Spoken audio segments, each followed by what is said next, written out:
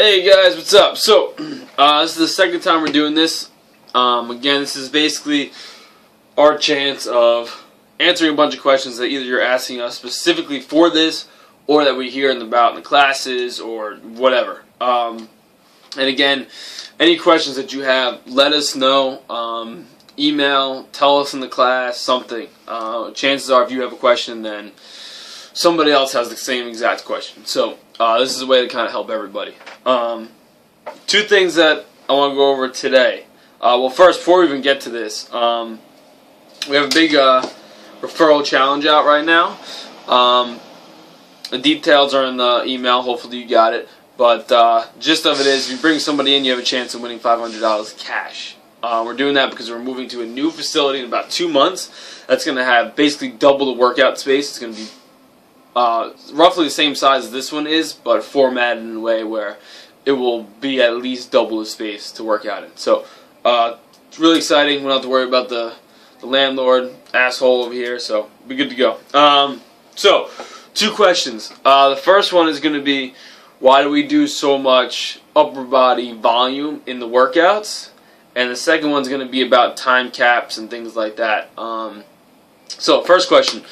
I think Ann brought this up. It's a good question. So, she was basically asking why are some days heavy with the upper body? Oh shit, my triceps really hurt. And then one day is more legs. And then one day is, oh my god, my arms again, or my grip again. What the hell? I feel like my arms are shot. Why does that happen? Is that on purpose? Is that just by chance? Or what the hell is going on with that? That's a good question. So, first off, relatively, just based on everybody's max squat versus their deadlift versus their press, relatively, if we made an avatar out of everybody in the gym and we kind of had all the data points and all the strengths and weaknesses and we kind of combined all that into one person, that one person or avatar would have a very low strength for their upper body relative to their lower body. So that means that basically their legs and their posterior chain and their ass and their hammies are a lot stronger than their upper body. There are a few exceptions to that, but not many. So the reason why we're putting so much upper body volume in the workouts, which you'll see again this week, there's a workout with a bunch of shoulder overhead kind of stuff, it's because you guys need it for strength. And I can't just give it to you for strength, though there are days in there for that. But the bottom line is you need to do a shit ton of work and a shit ton of repetitions in order to actually build that strength. And that's why we put it in the workouts. That's why there's a lot of burpees, and you'll realize that, especially the women, once you get into high rep burpees, it's kind of this that goes. It's not really your breathing anymore. It turns into your arms and your chest and all that. That's if you do enough of them. Again, that's muscle endurance. That's muscle breaking down. It can't work fast enough. And also pull-ups, anything with bar work overhead, shoulder overhead, push-ups, kettlebell stuff, all that kind of stuff. That's all working upper body strength and the endurance of the strength, which are two different things. So that's pretty much a simple answer, but I hope that I explained it a little bit at least. Basically, you guys need it. What's lacking in just about everybody's strength relative to all of their lifts is upper body work, which is, we make up for that in the workouts. So that's the first question. Second one, this isn't something that somebody brought up specifically, but it's something that I want to talk about because I feel like this gets misunderstood a little bit, and that's time caps. The reasonings for time caps, and things like that. So, first off, most people would think that the reason why we put a time cap up is logistic reasons. To get the class done at a certain time. We can't have, somebody taking an hour on the workout because the new class needs to come in. And that's absolutely true. I'm not going to bullshit that. That is definitely part of it. Sometimes we'll add a time cap for that reason alone. But the main use of time caps is not for that. Some people get the feeling that they're not doing enough work because they didn't get as far into the workout when the time cap hit as other people did. So, and that's completely wrong, and that's what I want to talk about. The time cap is there to make sure you get the right effect from the workout. And without getting too deep into this, into the science of everything, there's 3 different energy systems. There's one, the ATP PCR system, which lasts about 10 seconds long. Then there's the glycolytic system, which lasts for about 90 seconds. And then there's the oxidative system, which lasts hours and hours. And you need to use all 3, and they need to be all developed in order to get fitter, stronger, faster, and leaner. And to lose body fat, which is basically getting lean. But you need to use all 3, right? Lifting weight every day, all day, won't necessarily help you lose body fat as fast as you would if you were doing everything.